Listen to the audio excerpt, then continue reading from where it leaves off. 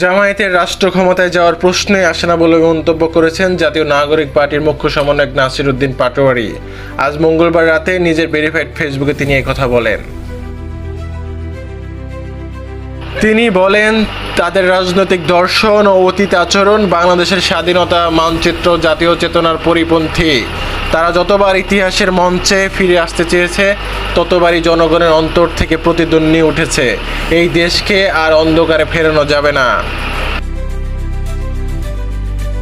Facebook পোস্টে নাসির উদ্দিন পাটোয়ারি লেখেন, আমরা ন্যায়, মানবতা ও সংহতির বাংলাদেশে বিশ্বাস করি।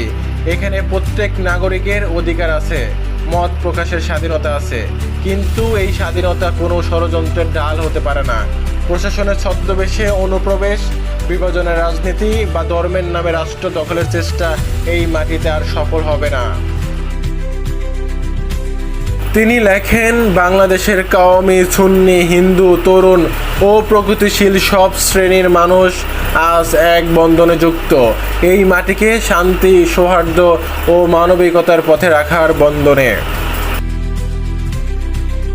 এনসিপির এ নেতা আরও লেখেন, যে মাটিতে শহীদদের রক্ত মিশে আছে, যে আকাশে মুক্তিযুদ্ধের আহ্বান ধ্বনিত হয়েছিল, সেই বাংলাদেশে বিভাজনের রাজনীতি কখনোই স্থান পাবে না। আমাদের দায়িত্ব শুধু প্রতিরোধ নয়, সুরক্ষা। বাংলাদেশের মানচিত্র ইসলাম ও আলেম ওলামাদের মর্যাদা রক্ষার দায়িত্ব। তিনি লেখেন, তবু আমরা ঘৃণার নয়, মানবতার রাজনীতি চাই। যারা বিভ্রান্ত পথে গেছে তাদের জন্য আমরা দরজা খোলা রাখি, যেন তারা ফিরে আসে গণতন্ত্র, ন্যায় ও মুক্ত চিন্তার বাংলাদেশে। এই দেশ কারো শত্রুতার নয়, এই দেশ সহ অবস্থানের, পারস্পরিক শ্রদ্ধার এবং এক নতুন ভবিষ্যতের আহ্বানে।